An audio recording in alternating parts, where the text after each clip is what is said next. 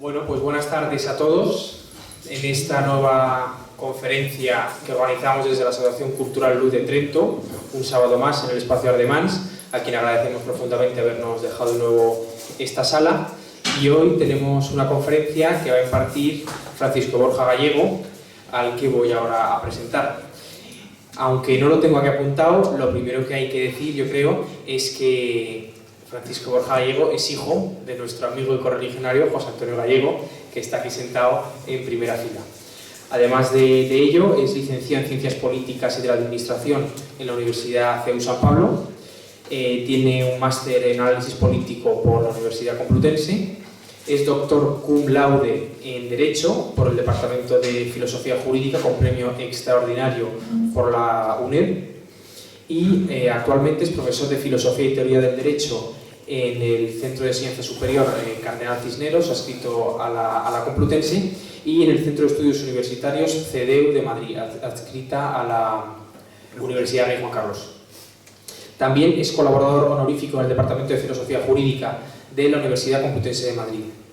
Y además es miembro del Grupo de Investigación Jura Hominis de la Universidad Internacional de La Rioja, del Grupo de Investigación Hermenéutica y Argumentación Jurídica, Hermenéutica Juris, de la Facultad de Derecho de la Universidad Nacional de Educación a Distancia, de la UNED, y del Grupo de Investigación Fundamentos Histórico-Filosóficos de la Ciudadanía Jurídica de la Universidad Complutense de Madrid.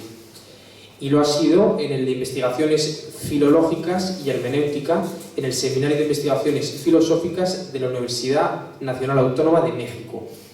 Es autor de muchos artículos en revistas científicas y ponente en varios seminarios nacionales e internacionales del mismo ámbito.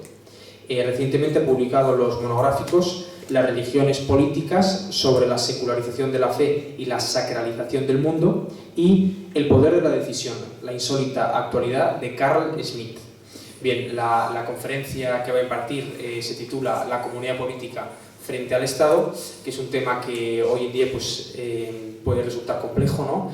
A ver que los conceptos de patria, Estado, nación, comunidad política son conceptos que a veces confundimos y que yo creo que viene muy bien que Francisco Borja Gallego nos los aclare. Sin más preámbulos, tiene la palabra Francisco Borja. Muchas gracias.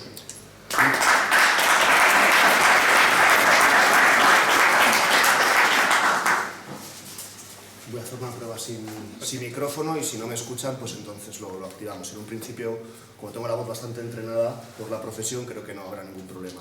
Bueno, gracias Asís por la presentación. Uno no se acostumbra a que le lean el currículum en alto. Siempre es algo disfrutable, un ejercicio de narcisismo. Programas aparte, gracias también a la organización Luz de Trento y por supuesto, bueno, pues aquí hoy, esta tarde, sábado a las 7, con un partido de fútbol, por lo visto, que yo no me había enterado. Bueno, y con un puente de por medio próximamente y también, por supuesto, al espacio Ardemans por brindarnos el lugar físico donde tener esta reunión.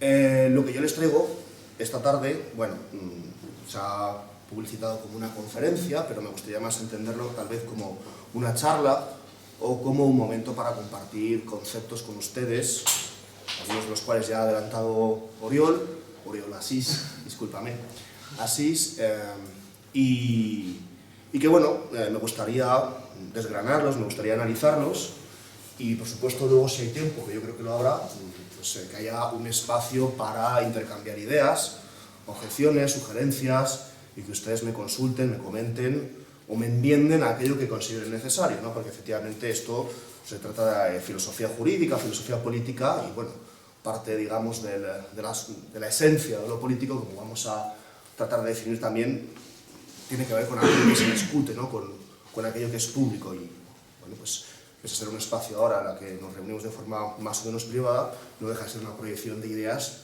que tienen que ver con lo público. Entonces, comunidad política frente al Estado, ¿no? Dos conceptos que en un principio parecen difíciles de diferenciar, así a bote pronto, ¿no? Porque al final, ¿cuál es el problema al que nos enfrentamos en la actualidad cuando nos referimos a la estatalidad? Precisamente que no nos podemos abstraer al concepto de la estatalidad. Cuando pensamos en términos políticos, cuando pensamos en términos organizacionales o sociales o sociopolíticos, nuestra mente, nuestra forma de pensar no traspasa, no rebasa el modo de pensar estatal. Porque se nos ha imbuido, ¿no? De forma sistemática desde que crecemos, en nuestra educación, en lo que estudiamos, en lo que leemos, ¿no? Que el Estado es la única forma política posible. Este es el primer error, digamos, que hay que tratar de despejar, ¿no? Esa X en la ecuación que hay que tratar de despejar. Exacto, ¿qué quiere decir con esto? El Estado es una forma política, lo es, pero es una forma política joven, es una forma política nueva. El Estado, no se equivoquen, es moderno. Esto es una idea que probablemente hayan escuchado otras veces. No existe el Estado sin modernidad o la modernidad sin Estado, porque son causa y efecto el uno del otro. El Estado nace en el siglo XV, la modernidad nace en el siglo XV. ¿Y cuáles son esos ingredientes que dan lugar a la formación del Estado y a la modernidad? Pues son diferentes, pero todos concurren en una misma dirección, ¿no? Que es la aparición de una forma de poder concreta, que vamos a tratar de analizar dentro de lo posible, una forma de poder que es particularista, vamos a pasar a definir también qué es esto, porque rompe con la universalidad del imperio, una forma de poder aparte que es concreta, es específica y que versa sobre el mismo poder. Esto es ya el primer elemento que tenemos que tener ya en consideración. Porque la comunidad política no versa sobre el poder, versa sobre el bien común. Cuando tenemos una forma política cuyo interés principal es su propia existencia, entonces nos damos cuenta que aquí se produce un fenómeno de poder. El poder es redundante en la modernidad. Veremos por qué, ¿no? Es esa famosa ratio status de Maquiavelo. Maquiavelo, que por otras cosas era una persona brillante, a Maquiavelo se le ha denostado mucho a lo largo de la historia. Esto de que uno tiene intenciones maquiavélicas, generalmente es una visión un poco pobre de Maquiavelo, ¿no? Maquiavelo era alguien que tenía las ideas muy claras sobre cómo debía funcionar el poder. Y él tenía muy claro que el poder debe bastarse a sí mismo, debe conservarse a sí mismo y debe concentrarse. Y el Estado es la máquina que garantiza eso. Y él se da cuenta cuando los príncipes italianos, ¿no? Él era florentino, ¿no? Aquellos príncipes italianos empiezan a reunir una capacidad militar privada, propia. Entonces él dice, aquí hay una forma de poder que es nueva, y una forma de poder que es autónoma, que es independiente. Es lo stato, lo que está ahí, algo intangible, algo abstracto. Y la palabra abstracto no es baladí, abstracto porque el poder del Estado es abstracto, aunque deriva en un personalismo, que también vamos a tratar de explicar si se puede. ¿Qué otros ingredientes tenemos para poder justificar o explicar, aunque sea de forma sumaria, desde el punto de vista histórico-político, el nacimiento del Estado? Bueno, surgimiento de esos poderes que operan al margen de la universalidad del imperio, y después, y por supuesto, incluso con más importancia que el poder fáctico en sí mismo, es la Reforma Protestante. No se puede entender el Estado sin la Reforma Protestante. Por eso, estos ingredientes, poder, particularismo, Reforma Protestante, no se pueden separar, no se pueden desligar del concepto del Estado ni de la modernidad. El Estado no existiría sin la Reforma Protestante, la modernidad no se habría producido sin la Reforma Protestante, y el proceso de secularización, que es clave para que triunfe el Estado como una forma política concreta, también exige la Reforma Protestante, porque por un lado ya habíamos roto la universalidad del poder y ahora falta romper la universalidad ¿de qué? De la autoridad de Roma. Una vez tenemos rotos o resquebrajados el orden sociopolítico anterior, que es medieval, tenemos resquebrajado el concepto de unidad universal que constituía el imperio, tenemos resquebrajado el concepto también universal de la autoridad moral de la Iglesia, entonces tenemos algo completamente nuevo, que es el Estado. Pero entonces, desde el punto de vista puramente conceptual, ¿cómo diferenciamos o cuáles son esos elementos que van a separar o van a distinguir el Estado de la comunidad política? Porque repito que suelen ser términos que parecen ser equívocos, no intercambiables, como si fuesen lo mismo. Volviendo al inicio de la charla, lo que yo decía antes, si hoy en día nos preguntan por la comunidad política, nosotros pensamos en términos estatales. Esto se debe también a una maniobra, a una estrategia ideológica por parte del poder que se instala en el Estado, que nosotros no seamos capaces de pensar más allá de él. ¿Pero qué es la comunidad política entonces? Es algo muy sencillo, ¿no? Como que era para los clásicos, que era para los griegos. Al final lo político, ¿de dónde viene? Estoy seguro que ustedes lo saben perfectamente, de la polis. La polis es lo público, antes hablábamos del concepto de lo público, de aquello que es común, de aquello que nos pertenece a todos, de aquello que es algo comunitario. El ciudadano era el que participaba en la cosa pública. Otra palabra, ¿no? La cosa pública, la res pública, muy protagonista para los romanos, para el derecho romano. Entonces tenemos estos elementos que tienen que ver con la participación o con la implicación del individuo en lo público, que además disfrutaba de una independencia respecto de las posibles injerencias del poder a través de una separación muy clara y muy definida entre la autoritas y la potestas.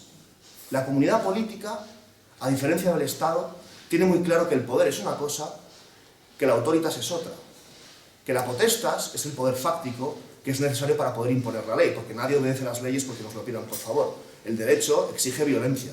Eso lo tenemos claro y es algo que le digo yo a mis alumnos el primer día. El derecho es violencia, pero es una violencia instrumentalizada, es una violencia que es necesaria para regular la vida en común. Es el imperio de la ley, ¿no?, que hablaban los clásicos. ¿De acuerdo? Pero es un poder que no se puede regir por sí mismo. Es un poder que necesita apoyarse en algo más, en algo que lo autorice. Y esa es la autoritas. Fíjense, la autoritas es siempre de dimensión moral, necesariamente, porque la autoridad, al final, ¿a qué se refiere? Cuando hablamos de autoridad, que se define como ese saber socialmente reconocido, ¿con qué tiene que ver? Con lo agible, con nuestra capacidad de discernir lo bueno y lo malo. Por lo tanto, es lo moral. Lo moral es una expresión de la verdad en el mundo, al igual que la idea del bien. ¿De acuerdo? Por lo tanto, son términos que tienen una trascendencia y que sobrepasan, ¿el qué? Sobrepasan el convencionalismo público. El Estado es un convencionalismo. El Estado es una construcción, ahora lo vamos a ver también. Una comunidad política que basa su capacidad de operar en la idea de un poder, de alguna manera, no voy a decir controlado, pero sí subsidiario, de una autoridad que de alguna manera también está ahí para velar que esos límites no penetren, o que esos posibles abusos no penetren los límites de la sociedad y los límites de lo privado, ¿de acuerdo? Es una cosa. Y otra cosa es una máquina, un fenómeno de poder que no entiende la diferencia entre autoritas y potestas, un fenómeno de poder que no entiende la diferencia entre lo público y lo privado y que hace de lo privado una parte de lo público porque lo fagocita. Por lo tanto, partiendo de este cuadro general, ¿de acuerdo? Porque esto es simplemente a modo de introducción, creo yo, tenemos dos ideas que son muy parecidas en nuestra cabeza a priori, pero que no tienen nada que ver. La comunidad política es algo espontáneo, es algo orgánico. Una comunidad política puede nacer de de una reunión de personas en un momento concreto, una coyuntura específica, que necesitan organizarse. Y de ahí aparece el gobierno. Porque en el ejercicio de la libertad política, que es santo y seña también de un orden político preestatal, en el ejercicio de la libertad política, los individuos, las personas, todavía no sujetos, constituyen lo político, constituyen el gobierno. El gobierno es la institución natural de lo político. En el Estado va más allá. Entiende que las personas, los individuos o los futuros sujetos, sujeto literalmente significa estar sujeto a un orden. Cuando nos planteamos la diferencia entre persona, individuo o sujeto, normalmente se pasa por alto que sujeto ya está implicando la exigencia de la subordinación a un orden que es impuesto o que es imputado extrínsecamente. Bien, por lo tanto, el Estado va a entender que lo político no es espontáneo, que lo político no es orgánico, que lo político es algo abstracto, decíamos antes, o que es un poder abstracto que hay que organizar, que hay que fabricar. Porque nosotros, por nuestra propia naturaleza, no somos políticos, lo que va a contradecir totalmente las ideas clásicas de Aristóteles, de Platón, el famoso Zoon Politikon. Una lectura antropológica del individuo, ¿de acuerdo?, pues va a decir esto.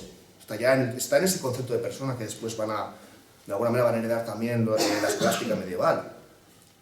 El concepto de persona es una consustancialidad, alma-cuerpo, ¿no?, lo que se llama una unidad metafísica, ¿no?, la sustancia idemórfica, es decir, dos compuestos, pero sobre todo, dejando a lado la parte muy filosófica, sobre todo, tiene que dar una cosa, la idea de persona respecto a este sujeto que es imputado. Ahora vamos a explicar esto también. La idea de persona está constituida por una formalidad intrínseca que tiene que ver con su naturaleza biológica, que es innegable, o que ahora las modernas ideologías tratan de derogarla, y también con una formalidad de carácter extrínseca que tiene que ver con lo público, que decíamos antes, con la polis, con aquello que es de todos. Y esto es la persona, es decir, que lo político es una dimensión nuestra, es una dimensión natural, forma parte de nuestra propia antropología. De ahí que los clásicos considerasen que llega primero el todo, primero es lo social y luego es lo individual y no viceversa, al contrario que el moderno contractualismo, que tiende a pensar que somos individuos aislados, de alguna manera disgregados, que lo que necesitamos es subsumirnos en la idea del todo. Y ahí aparece el Estado, es el concepto del todo.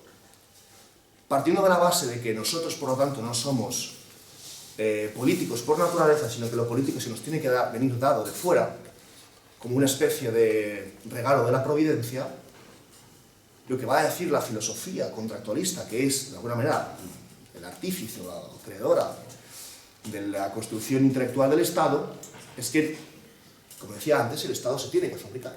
El Estado se tiene que fabricar. Y se fabrica a través de un contrato. Por lo tanto, tenemos aquí lo siguiente, tengo aquí apuntado, ¿no?, para llevarlo en orden, frente a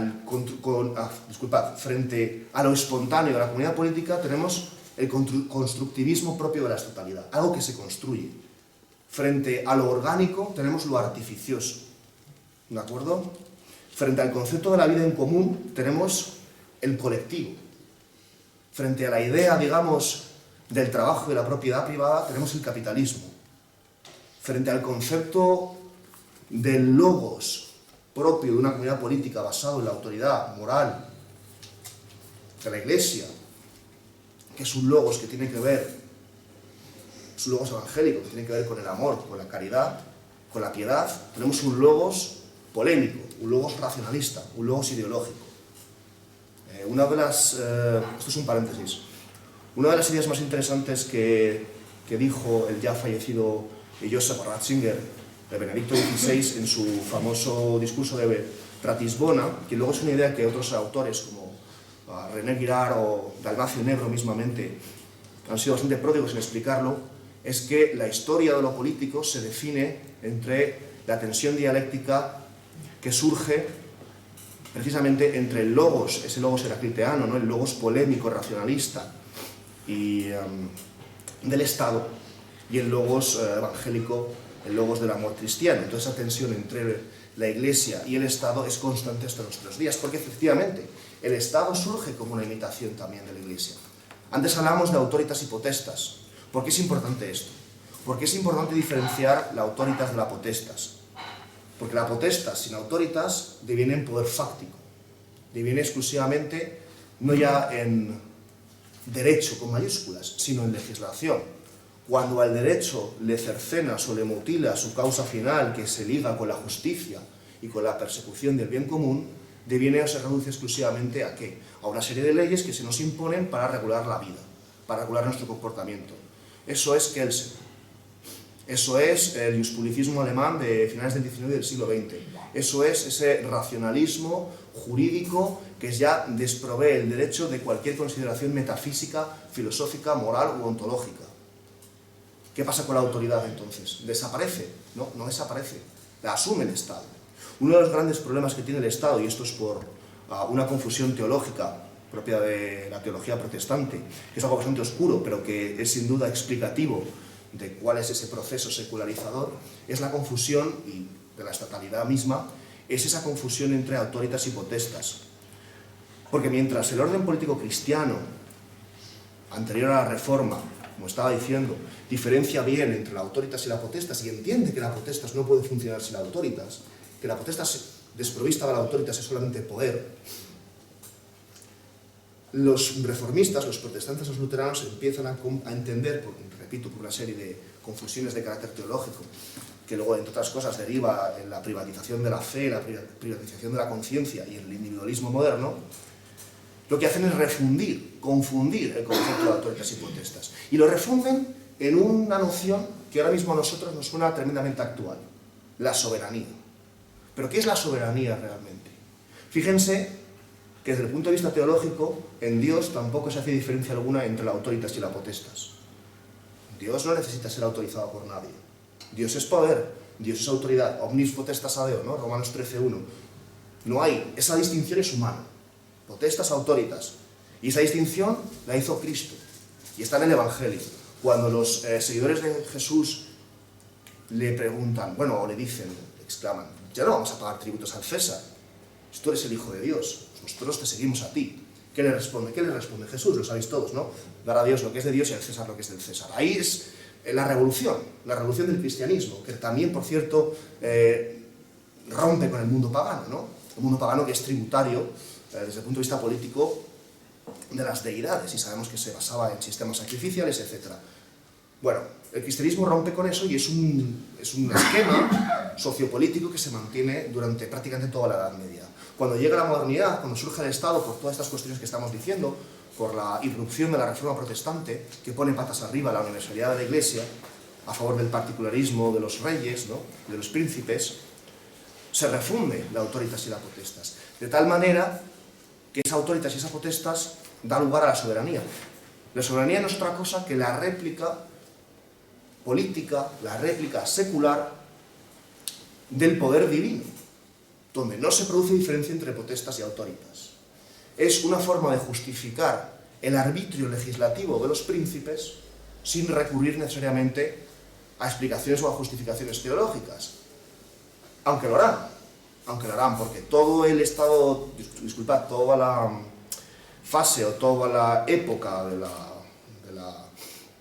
del absolutismo y del antiguo régimen está protagonizado por una fórmula que es netamente protestante, que es el derecho divino de los reyes.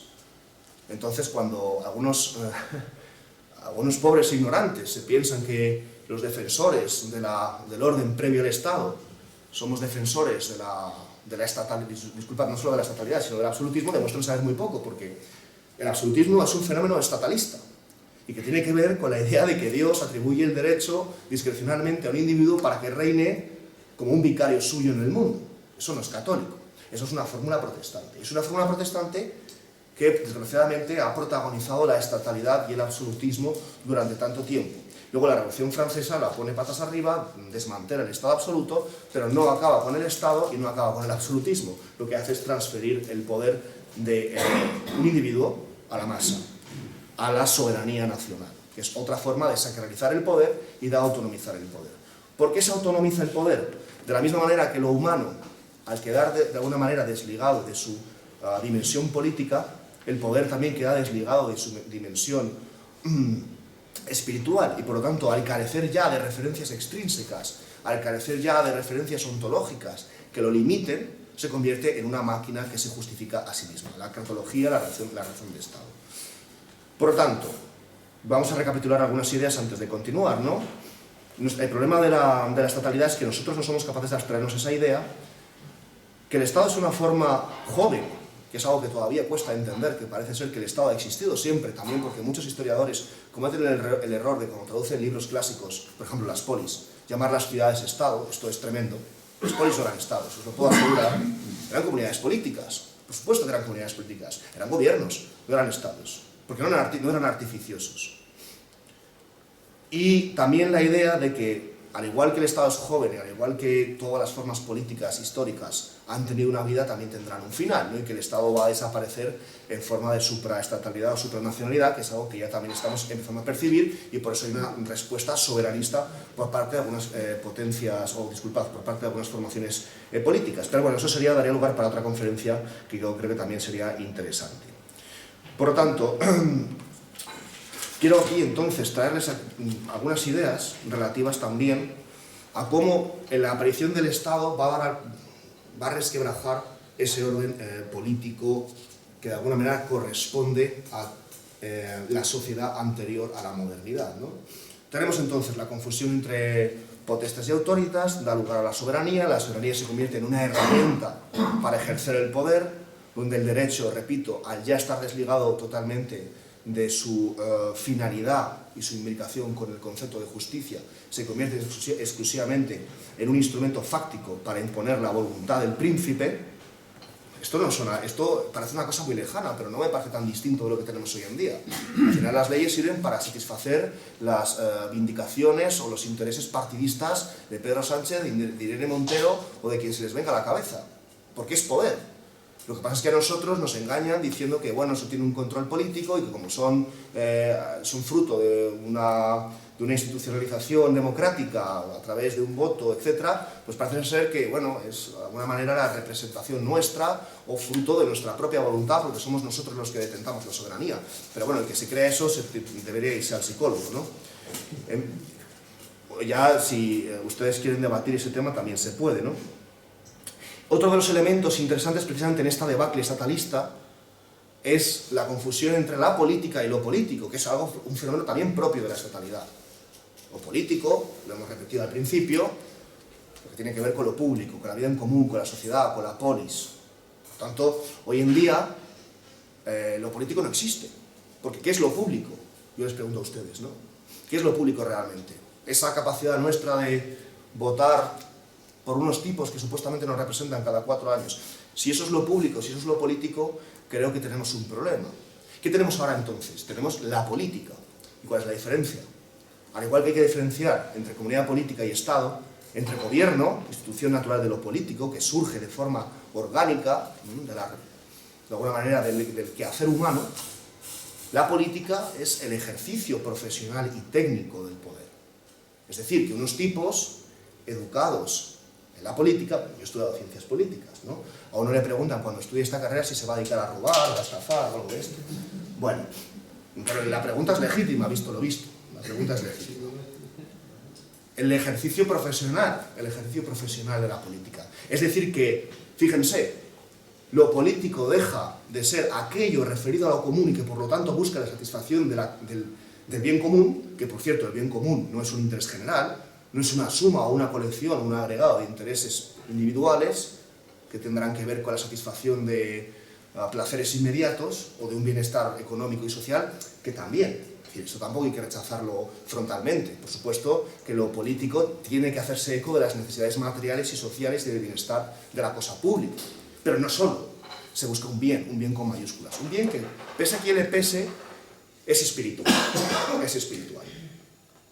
Por lo tanto, vemos que lo público deja de versar sobre el bien común y lo que versa exclusivamente es sobre la conservación y la concentración de poder. Otra vez Maquiavelo sabía lo que decía, la ratio status, la cartología. Yo creo que el señor Pedro Sánchez tiene un libro que se llama Manual de Resiliencia, que es como una especie de espejo de príncipes que se parece mucho a, bueno, ya quisiera, ¿no? Pero se parece mucho en el sentido de que es el manual de cómo de ser un buen jefe, un buen gobernante. O sea, algo parecido a lo que escribió, salvando las distancias, Nicolás de Maquiavelo cuando escribió precisamente El Príncipe. El Príncipe es un espejo de príncipes.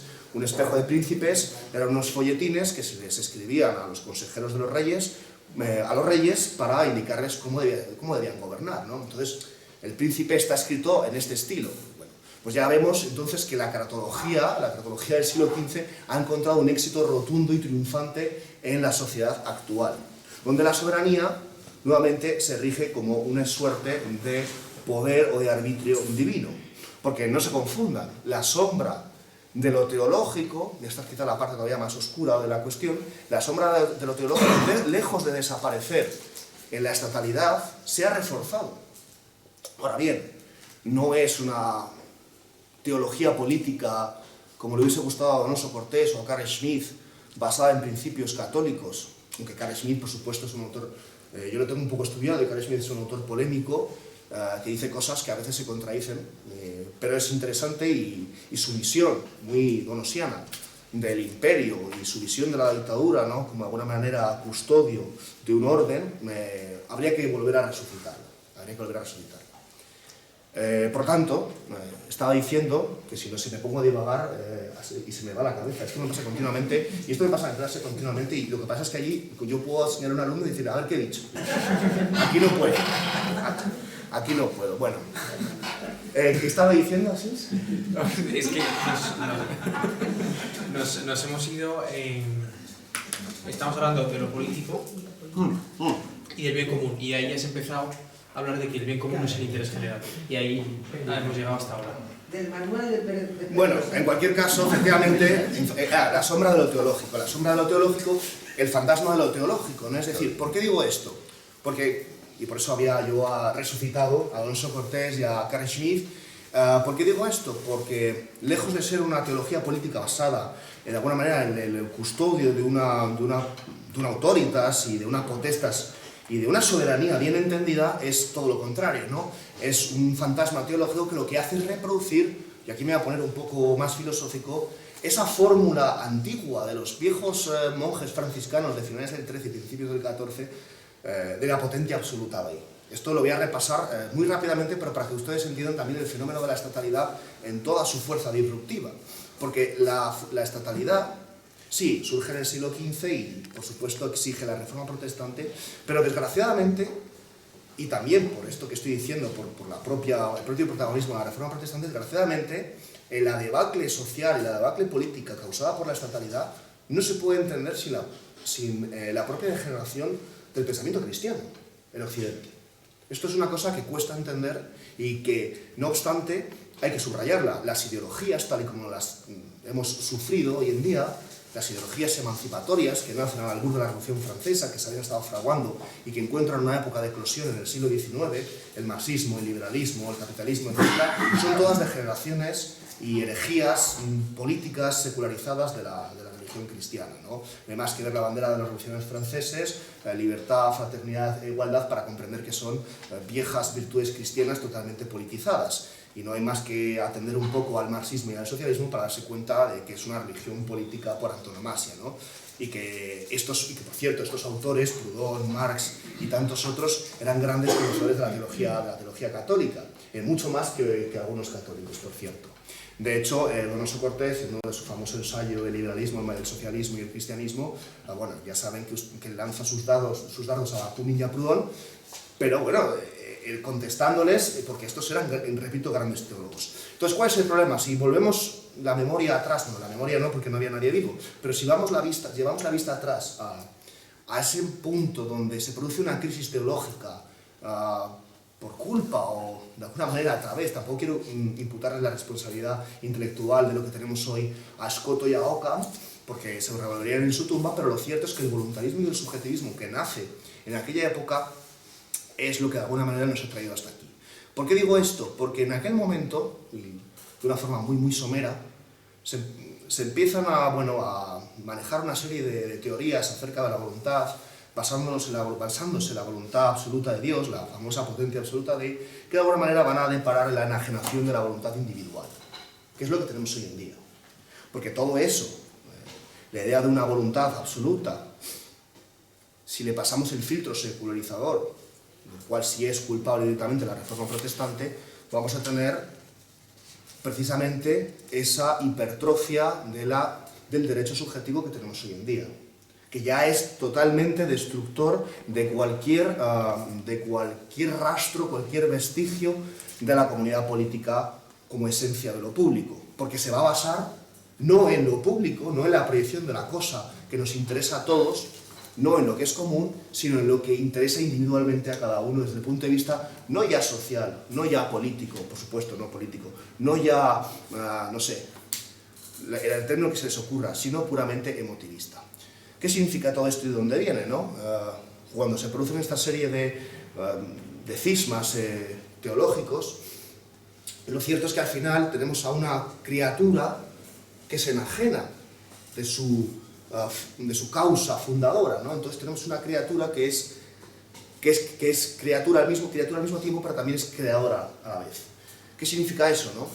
Que el individuo, a partir de esta revolución y a través de situar el centro de imputación de la realidad de la voluntad, es capaz de crear o de manipular su propia existencia, y no solo su propia existencia, sino su propia naturaleza. Eso es lo que tenemos hoy en día.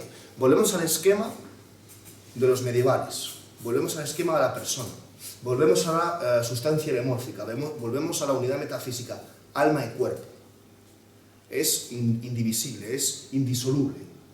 En el momento en el que tú, por las famosas distinciones ex natura rei, rompes con eso y empiezas a hablar de que el alma es una cosa, que el cuerpo es otra cosa, que la forma es una cosa, que la materia es otra, esto que parece muy filosófico, nos permite hablar de diferentes cuestiones que tienen consecuencias jurídico-políticas y también humanas. en el orden del ser, en el orden del derecho y en el orden de lo político. En el orden del ser, lo estamos diciendo ahora mismo, la capacidad de ser amo y señor de tu propia existencia, de tu propia naturaleza, por la vía de la excepción, haciendo ahí un guiño también a Schmitt. Por la vía de la excepción, nuestro arbitrio legislativo privado es capaz de penetrar la naturaleza y la realidad que por otro lado ya se ha vuelto completamente mudable, volátil. La naturaleza, ¿qué es la naturaleza? Al final, cuando hablamos de justnaturalismo, esto es una cosa que también le digo a mis alumnos, cuando hablamos del derecho natural no estamos hablando del derecho de las plantas y de los simios y de las... O sea, no hablamos de esto, no es un derecho zoológico, es un derecho que tiene que ver con la naturaleza, porque la naturaleza se entiende como la estructura de la realidad, que es un orden universal. Esto es el justnaturalismo, el derecho que tiene que ver con la realidad, con aquello que es inmutable, con aquello que es inamovible, con aquello que está sujeto a un orden que nos supera, a un orden trascendente. Eso es el derecho natural, ¿de acuerdo? Pero es que todavía hoy hay alumnos de derecho que no saben lo que es, entienden que es lo contrario al positivismo, pero no son capaces de superar eso. Bien, entonces en el momento en el que la naturaleza, que es ese orden objetivo, se convierte en algo volátil, y en esto la estatalidad ha tenido mucho que decir, se convierte, y el voluntarismo, que es de alguna manera esa línea filosófica que alimenta al estatismo, ahora veremos también de qué manera, en el momento en el que la naturaleza se convierte en algo volátil, nosotros podemos decidir sobre ella.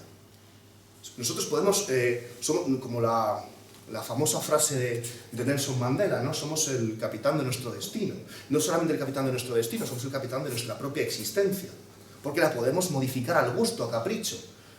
Pero no solamente modificamos nuestra esencia, sino también nuestra naturaleza, nuestra esencia, nuestro accidente. Hoy soy una cosa, mañana soy otra. Y esto lo va a satisfacer el Estado, ¿no? ¿Cómo? A través de una imputación, a través de la atribución formal de una ficción jurídica que satisface mis necesidades identitarias y psicológicas. Es que estoy muy triste porque yo tengo estos genitales varones, pero yo es que en realidad me siento otra cosa. Entonces yo quiero que el Estado satisfaga esta necesidad imperiosa de ser otra cosa. Y el Estado lo hace. Pero el problema no es que lo haga y se quede en una simple formalidad, que lo es una simple formalidad, ¿no? Es una ficción jurídica, sino que eso se traspasa o se traslada al plano existencial, al plano de la naturaleza, de tal manera que esta gente que se autopercibe distinta llega a creer que realmente son otra cosa. Por lo tanto, tenemos la idea de que la voluntad penetra la realidad. Nosotros no somos capaces de penetrar la realidad más allá que por nuestros sentidos y somos capaces de conocerla a través de una operación intelectual, de forma cognoscible. Nosotros sabemos lo que tenemos alrededor gracias a nuestra razón, pero no la adulteramos. La voluntad no puede penetrar la realidad. Aquí está ocurriendo. Eso es una de las consecuencias. Otra de las grandes consecuencias, precisamente, y lo hemos mencionado, o lo he mencionado de forma más o menos sumaria al principio, en la mitad, es que lo político, al entenderse como algo totalmente desligado de lo humano, se convierte en una imperación. Por tanto, aparece el famoso contractualismo moderno. Ustedes habrán oído hablar de Hobbes, ustedes habrán oído hablar de Rousseau, de Locke, de Montesquieu, incluso de Francisco Suárez. Esto es una cosa que es un poco, es poco ortodoxa, pero es una de las ideas que tengo en la tesis, es que es Francisco Suárez, no sé si ustedes le conocen, pues escolástico de la Escuela de Salamanca, él es un medieval y sin embargo él coquetea involuntariamente con el voluntarismo. ¿Por qué digo esto? ¿Por qué digo esto? Porque efectivamente en el momento en el que tú crees que lo político tiene que ser formalizado mediante un contrato, te estás cargando la esencia de lo político. Te estás cargando la comunidad política, que es de lo que venimos a hablar hoy. Porque estás diciendo que las personas por sí mismas, de forma natural, son incapaces de organizarse políticamente. Hace falta un elemento de voluntad que nos vincule a todos y que construya una voluntad superior que nos asuma. Y eso es el Estado. Y esto es el Leviatán. Otra de las cosas que explico a mis alumnos, y probablemente alguno de ellos que están ahí al fondo lo van a recordar, es cómo precisamente Hobbes, cuando presenta el Leviatán, en ese famoso dibujo que cubre la portada, ¿no?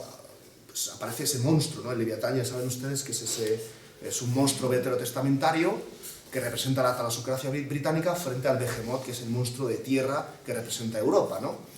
Pero ¿y cómo lo hace? ¿Cómo lo representa? El báculo, el bastón que guía el rebaño, la espada, que representa la violencia, y en la corona, arriba la corona, que representa la soberanía. Pero lo que quiero decir ahora, y por lo que lo estoy mencionando, es porque en su cuerpo lo que aparecen son una multitud de personas pequeñitas. ¿Qué significa esto? que el Estado, en el fondo, somos nosotros. Eso es lo que nos han querido vender. El Estado somos nosotros. El Estado está compuesto por el sumatorio de una infinidad de voluntades que de alguna manera constituyen una supravoluntad. Una supravoluntad. Luego sabemos que esto realmente no es así, ¿no? El Deus Mortalis Hobbesiano, el Leviatán, el Deus Asconditus. El Deus Asconditus es también uno de los grandes cuentos, uno de los grandes mitos del contractualismo, porque al final realmente el poder es personalista. Y ese derecho divino de los reyes que antes mencionaba lo demuestra.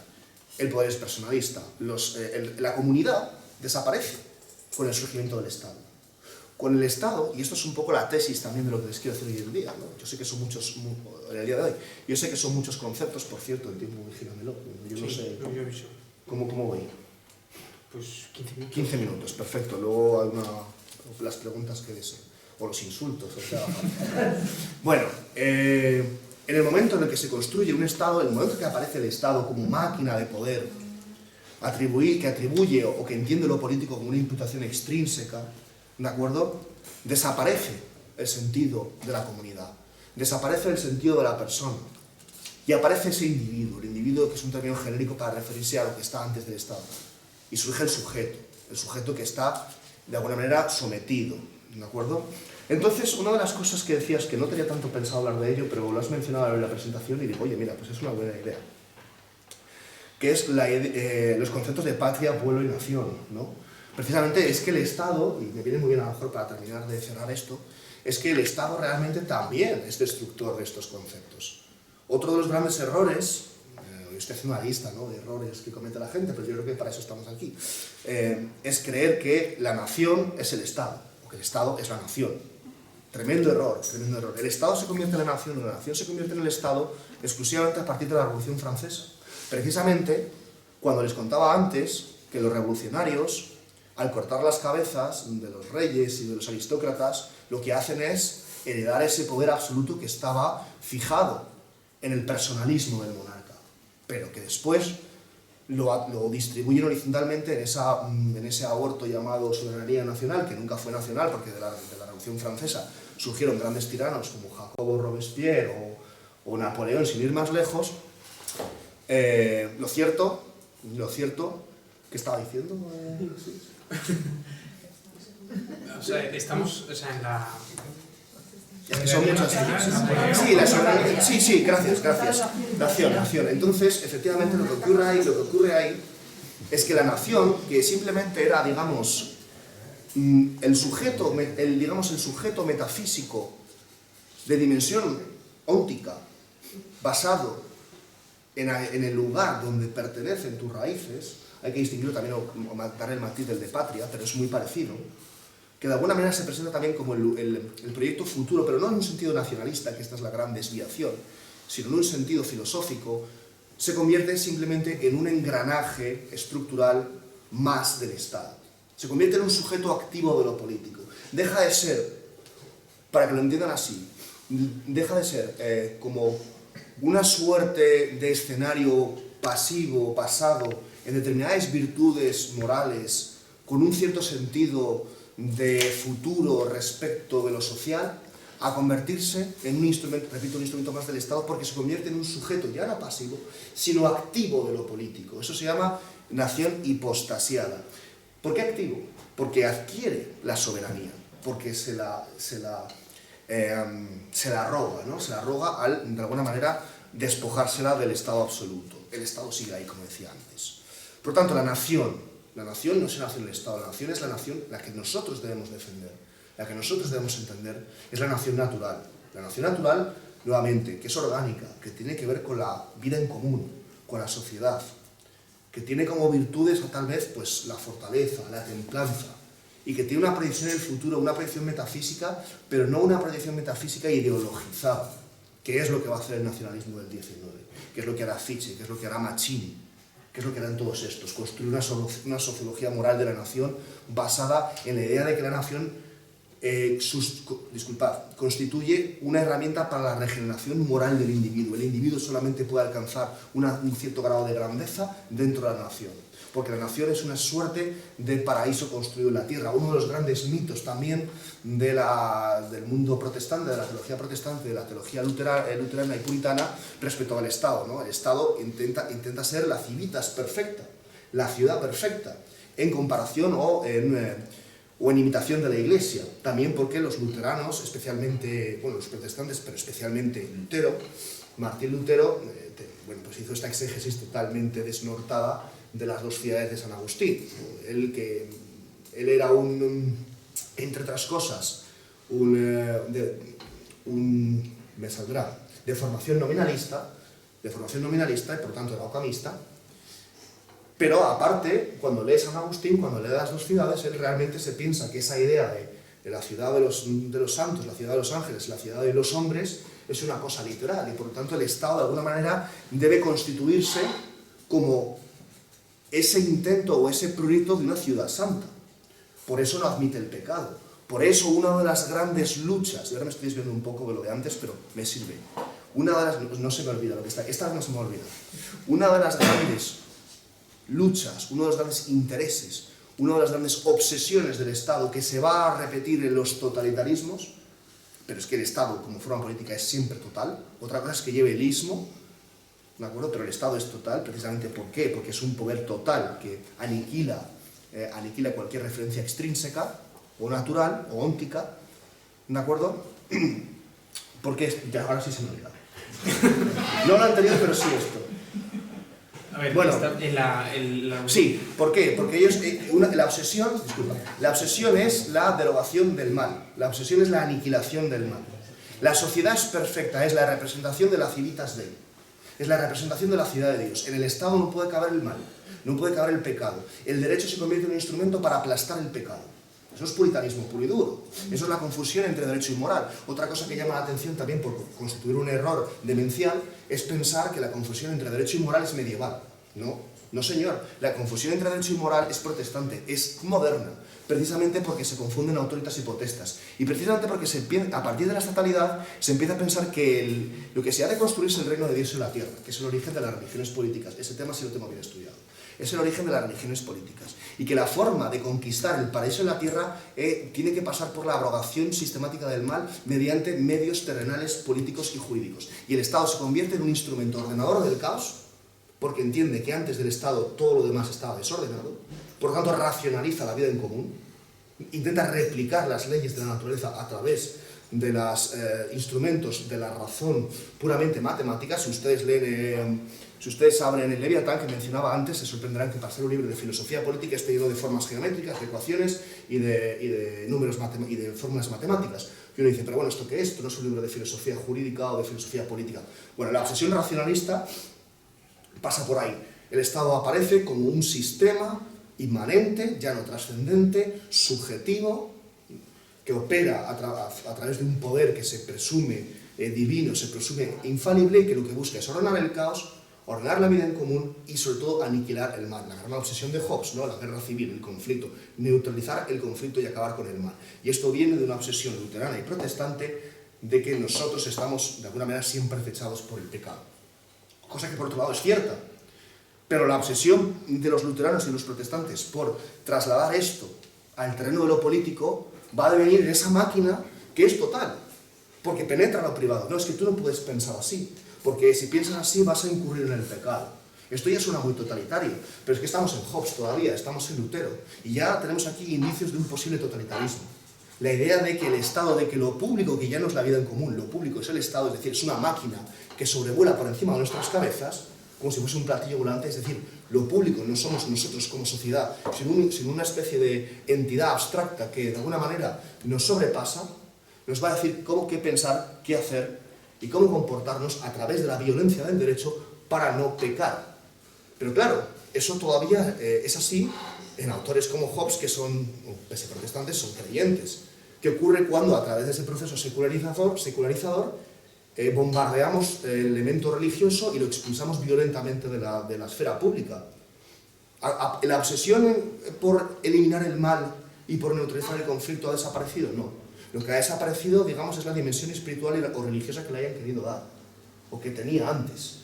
Pero la obsesión por eliminar el mal continúa. Si no, vean ustedes las leyes contra los discursos de odio o la corrección política, etc. El concepto del mal, el mal es ontológicamente inmutable, y ahora lo que se hace es disputar el monopolio del mal en tanto suerte de un pecado, en tanto trasunto de un pecado secular que se puede desplazar según sean las conveniencias ideológicas pertinentes, ¿no? En este caso, el mal ahora mismo es, bueno, pues no ser tolerante, no respetar, o lo que ustedes quieran pensar, que ya saben por dónde voy. Pero dentro de a lo mejor 50 años es otra cosa. Bien, por tanto, el Estado es destructor del concepto de la nación, pero también es destructor del concepto del pueblo, ¿no? El pueblo que tiene que ver con el presente. Tal vez en la nación lo podemos situar en el futuro y el pueblo en el presente, la comunidad, lo que tenemos hoy en día. Por todo esto que he dicho, que yo creo que ya ha quedado suficientemente claro. Pero también es destructor del concepto de patria, donde la patria, lógicamente, tiene que ver, lo digamos, con el pasado. Patria, que tiene que ver con la virtud filial, ¿no? La virtud filial de la piedad, ¿de acuerdo? Respecto a nuestros antepasados, allí donde nacieron nuestros padres. El Estado moderno no es eso, el Estado moderno le da igual nuestra historia. Yo creo que es una cosa que es de una evidencia insultante, con la ley de memoria histórica mismamente. Le da igual nuestra historia. ¿Por qué? Porque el Estado, precisamente en su progresismo revolucionario constantemente transformador, que lo que busca es transgredir el orden de lo social de forma perpetua para moverse escatológicamente hacia el futuro, lo que le interesa es un horizonte abstracto donde situar sus ideas políticas. Y eso es la idea del progreso moderno. Y esa es la idea del progreso estatalista. La comunidad política tiene una idea de futuro porque versa sobre el bien común, ya lo hemos hablado, pero lo que le importa es homenajear el pasado, preservar el pasado, la costumbre, la tradición, para que eso sustente el presente. ¿De acuerdo? Eso es la comunidad política. Aquí el pasado da igual, aquí el pasado es algo luminoso u oneroso, que de lo que hay que deshacerse. Lo que importa es el presente porque es la factualidad, es el hecho, la modernidad líquida, ¿no? Esta de Sigmund Bauman, la inmediatez del individuo, pero sobre todo hacia dónde nos dirigimos, aunque no esté dibujado realmente y no tenga ninguna clase de especificidad. Lo que importa es el futuro. Por eso las políticas progresistas discurren de forma absolutamente desquiciadas hacia una especie de futuro desdibujado en el que solamente importa el progreso por el progreso. Y esto es algo también sintomático de una forma de pensar totalitaria. Lo hicieron los nazis, lo hicieron los comunistas, lo hicieron los fascistas italianos y lo hacen hoy en día los de la Agenda 2030. Sí, bueno, ponen fechas, sí, pero tratando de organizar nuestra existencia de cara al futuro, porque al final el Estado es a priorístico. ¿Por qué es a priorístico? Contrariamente a la forma natural de la comunidad política, porque la comunidad política no trata de predecir nada. Es la vida en común de hoy, con un futuro, en todo caso, basado en unos principios. ¿Por qué el Estado es a priorístico? Por su matriz racionalista, porque se crea, y me repito nuevamente, como una máquina para ordenar el caos y diseñar el futuro de los individuos, hasta el punto absolutamente esquizofrénico de decir lo que podemos comer, o que debemos comer bichos, o lo que sea, ¿no? O que no podemos usar nuestro coche, o cualquier barbaridad que nos vayan a imponer de aquí a 20 o 30 años y que nos cojan confesados dentro de 50, ¿no? Bueno, pues dicho esto, y ya para terminar, a modo de reflexión o a modo de solución, porque claro, todo esto está muy bien, pero muchos de ustedes me podrían levantar la mano y decir, bueno, ¿y qué opciones nos da? ¿Cuáles son las alternativas? Porque decir lo que está mal siempre es muy fácil o es muy divertido. Es más entretenido, desde luego, que decir lo que está bien. Entonces, ¿por dónde pasa la solución a todo esto? Bueno, yo creo que por dos elementos. El primero es recuperar el concepto de autoridad. El concepto de autoridad que ha quedado totalmente ya, por todos estos procesos que antes les comentaba, ha quedado ya totalmente desahuciado. ¿Por qué? Porque ¿qué es la autoridad ya? No hay una referencia. Cuando hablamos de autoridad, la gente piensa en la policía. Son los representantes de la autoridad. Bueno, claro, si empezamos a pensar que la autoridad es la violencia, si pensamos que la autoridad es la violencia, tenemos un problema. Si pensamos que la autoridad es Pedro Sánchez, o aquellos que hacen las normas, tenemos un problema. La autoridad no puede ser eso. La autoridad es otra cosa. La autoridad tiene una dimensión moral que hay que recuperar. Ahora bien, ¿dónde se recupera eso? En las aulas, en los espacios culturales como este, en las charlas. Aquí es donde hay que tratar de reclamar y de reivindicar la autoridad. En las aulas actualmente, y esto es algo que yo sufro a diario, ya no existe el concepto de autoridad. El profesor cuando entra, no sé si me pasa a mí porque soy más joven, pero el profesor cuando entra tiene que esperar a que la gente se calle para poder hablar. No existe la autoridad. No eres, bueno, el tipo que viene ahí porque le pagan a dar una clase y ya está, y te escucho porque estoy obligado, ¿no? Pero no existe la autoridad. La autoridad es algo que debemos reclamar. Repito, a través de la educación y a través de la resistencia intelectual. La acción política está... Esto ya es una opinión totalmente personal. La acción política está muy bien. Yo tengo muchos amigos muy partidarios de la acción política, pero la acción política no puede ser algo desordenado, sin fundamento. Si no tienes bases, si no tienes fundamentos, si no sabes hacia dónde vas, la acción política lo único que hace es, bueno, sangrar más el problema. Yo creo que la resistencia ha de ser intelectual. Siempre ha de ser intelectual porque en el fondo ha de ser moral. Porque lo que buscamos es una autoritas. Y también recuperar la soberanía. No esa soberanía monstruosa que fabricó Juan Bodino y que luego se trasladó al Leviatán. No esa soberanía que confunde autoritas y potestas. No esa soberanía que justifica el poder como el arbitrio totalmente personalista de aquel que detenta la capacidad de ejercer la violencia, sino la soberanía en el sentido tal vez medieval, en el que hay una distinción nuevamente entre el poder y la autoritas, entre las potestas y la autoritas, y sobre todo en el que se respeta el derecho como no un instrumento de imposición del poder, porque eso es nuevamente la soberanía moderna, sino el derecho como un garante de libertad política. Y la libertad política, y ahora sí voy a terminar, la libertad política no es elegir cada 4 años a un gobernante, no es votar en unas urnas. La libertad política no es que podamos tener una pareja homosexual o salir de viajar a donde queramos. Eso son libertades civiles, eso son derechos individuales. Puede estar muy bien, eso lo dejo a su propia reflexión. La auténtica libertad política es la que nos garantiza y la que nos proporciona nuestra capacidad de participar en la cosa pública, que es lo que realmente nos hace ciudadanos y lo que realmente nos hace personas más allá de una consideración puramente técnica de los derechos y las obligaciones que son técnicos, que son puramente cosméticos. No, la ciudadanía basada en nuestra injerencia más o menos indirecta en la cosa pública y en la participación más o menos directa de los ciudadanos en la vida política y social. Muchas gracias.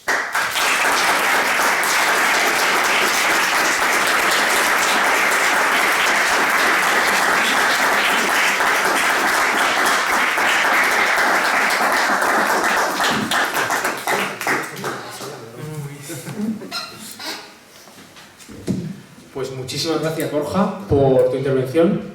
Y ahora, bueno, se abre un turno de preguntas. Si alguien quiere hacer alguna pregunta, que levante la mano y pues usted mismo. Sí. Y perdón, antes de que haga la pregunta, como decimos siempre, las preguntas breves y concisas para escuchar bien al ponente. Gracias. Dentro de ese estado abstracto que intenta dirigir nuestras vidas, el propio Estado ha creado un concepto, ¿no?, para mí, que yo creo que usted no lo ha tocado, pero creo que es importante, que es el de protector. Protector en lo económico, que creo que es lo que está haciendo muchísimo daño a la sociedad, ¿no? Porque yo, Estado protector, te voy a cuidar de todo, te voy a dar ayudas, no va a hacer falta que trabajes, no promueve el esfuerzo, y eso que está calando muchísimo, en una parte importante de la sociedad, bajo mi punto de vista, no sé, es algo difícil de combatir. Claro, sin duda, es el Estado providencial.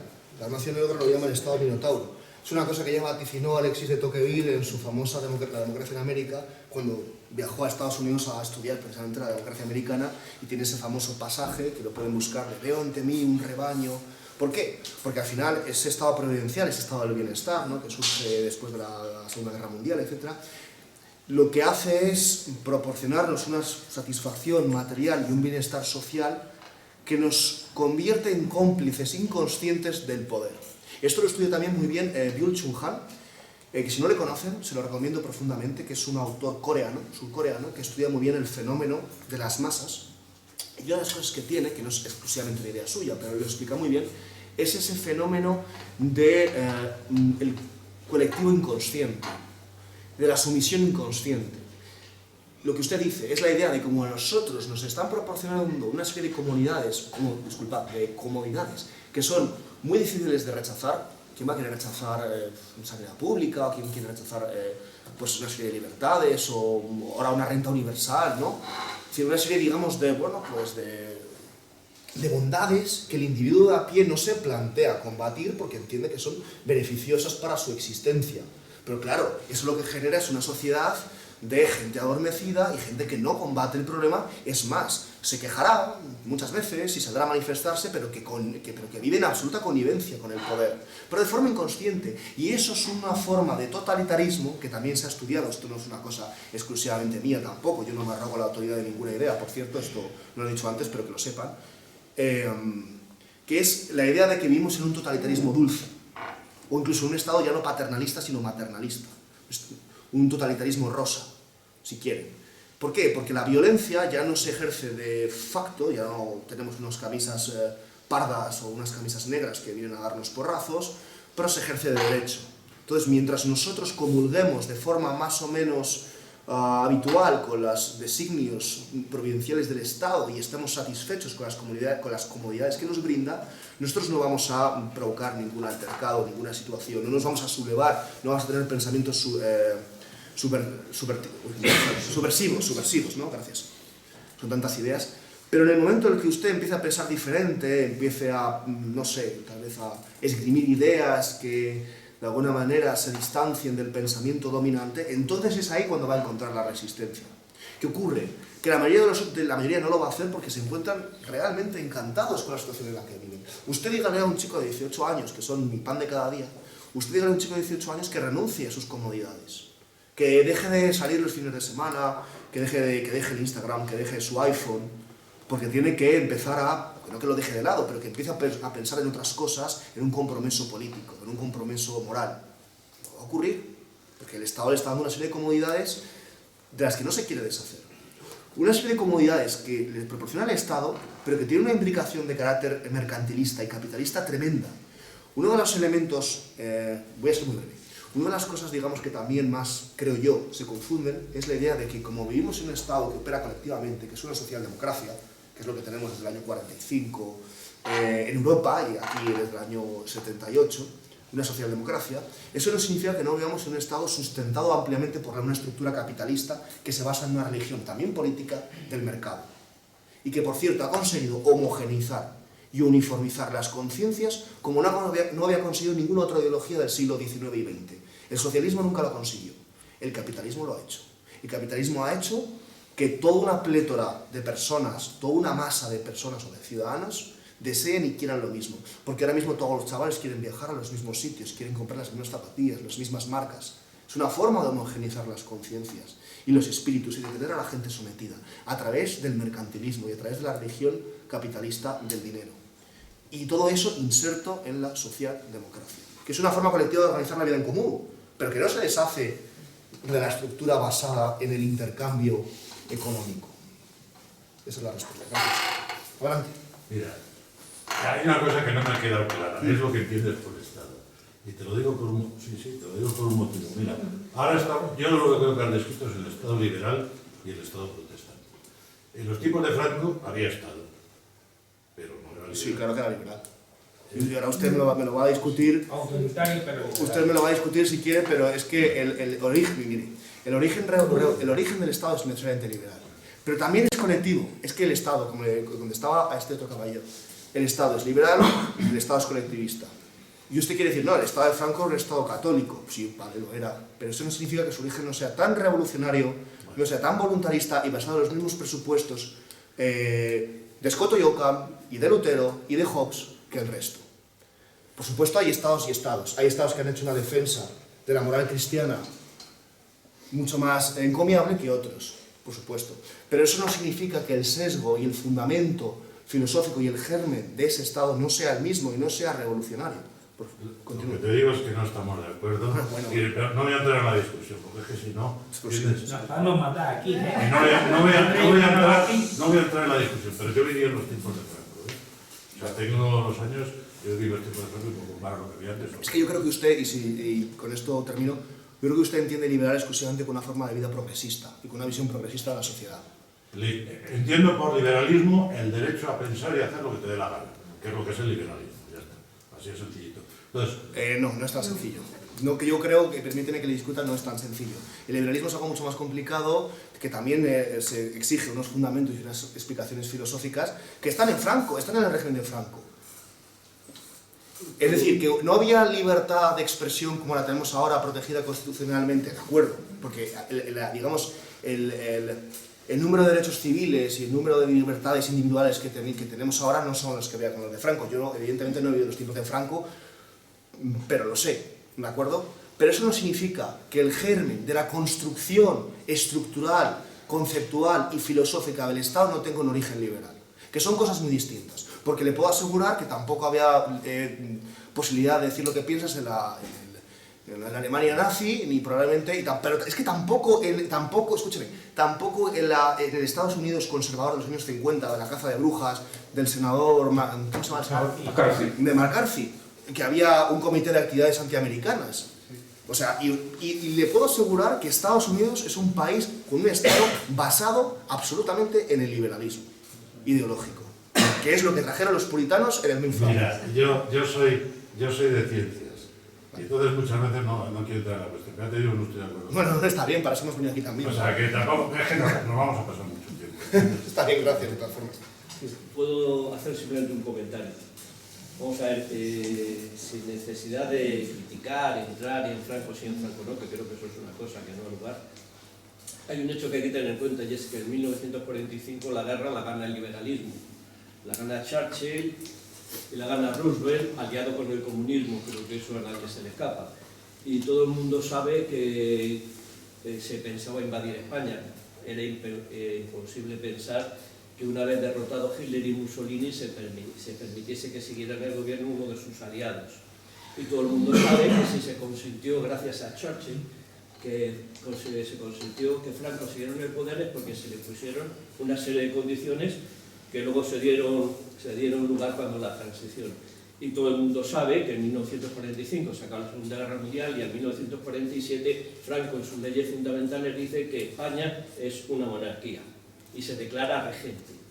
Entonces, si alguien piensa que a Franco no se le dejó sin unas condiciones y sin unos porqués y desde un Estado, digamos, y en un proceso perfectamente, digamos, asumible por las potencias que ganaron la Segunda Guerra Mundial, es que realmente sabe poco de historia. Bien. Bueno, es que Falange tampoco tuvo el poder. Eso tuvo Hitler con la sociedad. Bueno, vamos a mí, modera tú, por favor. Sí, modera tú. Bien, pues vamos a ir haciendo, sí, que haga usted una pregunta, usted, y ya terminamos, ¿vale? 4 preguntas. Bien, yo primero felicitar al ponente porque me ha gustado mucho. Me ha quedado muy claro y me parece que ha quedado muy claro las diferencias entre comunidad política, entre Estado, para mí por lo menos. Bien. Y lo único que me queda también una sensación pesimista, porque todo esto mismo, el Estado, la nación, está convirtiéndose en algo que va a ser superado por el supraestado en el que estamos, ¿no? Que es pues esa agenda... Un globalismo, sí, el universalismo. Eso es. Entonces, eso es todavía... O sea, no sé, me parece aquí como muy pesimista. Sí, Yo no sé hasta qué punto un movimiento intelectual va a poder tener una influencia social, porque lo ves como que no. Es que fíjese, hace poco estaba yo también en un ciclo de conferencias donde hubo una ponencia muy buena, de un antiguo profesor mío, que atajaba la cuestión soberanista y decía, bueno, es que cuidado, porque las reacciones soberanistas contra el globalismo pueden ser muy provechosas a nivel coyuntural, estas formaciones políticas como Vox, por ejemplo, como Orbán en Hungría o Fratelli d'Italia me saldrá la mujer esta, de Meloni, gracias, y en Polonia, etc. Están bien en el momento en el que estamos porque ofrecen de alguna manera la reivindicación del Estado soberano frente al globalismo. Pero decía este profesor, yo creo con mucha razón, y advertía que cuidado con el concepto de la soberanía, porque es moderno y porque tiene todas estas consecuencias. Por eso yo también hablaba de reclamar una soberanía legítima, ¿no? No hemos hecho mucha diferencia entre legalidad y legitimidad, porque si no ya esto se iba a las 3 horas. Pero sí, es pesimista. ¿Por qué? Porque la respuesta que tenemos es un parche. Es que la respuesta que tenemos, la posibilidad que tenemos ahora mismo, desde el punto de vista político, desde el punto de vista representativo, eso no es un parche, es una venda. Lo cierto es que esa respuesta intelectual por la que yo estoy abogando no tiene mucha trascendencia política. Pero digo yo que por algo hay que, en el sentido representativo, pero digo yo que por algo hay que empezar. Por algo hay que empezar. Por construir por lo menos una sociedad formada, que no se una de forma inconsciente a la debacle ideológica de la posmodernidad, que es lo que tenemos hoy en día, que los chicos de 17 y 18 años están totalmente contaminados con las ideas que, por ejemplo, proclama el Ministerio de Igualdad. Entonces yo creo que hay que empezar por ahí, hay que empezar por lo más esencial, que la gente, sobre todo la gente joven, empiece a tener un norte político, un norte filosófico. No tienen por qué saber conocer a Santo Tomás, conocerle sí, pero usted me entiende, ¿no? Tienen que por lo menos tener un mapa de ideas lo suficientemente claro, también básico, pero lo suficientemente claro como para poder ofrecer una respuesta en algún futuro. Y sí, es pesimista, pero es que el Estado se construye desde el pesimismo. Nunca hay que olvidar que precisamente Hobbes partía de la idea esa de Plauto, homo hominis lupus est. El Estado nace precisamente porque piensa que el ser humano no se puede gobernar a sí mismo y solamente tiende a la autodestrucción. Además de lo intelectual hace falta algo más. Probablemente. Es lo que... Probablemente. La última pregunta. No, bueno, también a Raúl, que es un amigo, digamos... Es que... Vale, pues rapidísimo. Vale, pues sí, no. Gracias. Bueno, primero darle la enhorabuena por su brillante desarrollo de conocimiento y sabiduría. Yo solo digo lo que me han contado otros. Excelente y brillante.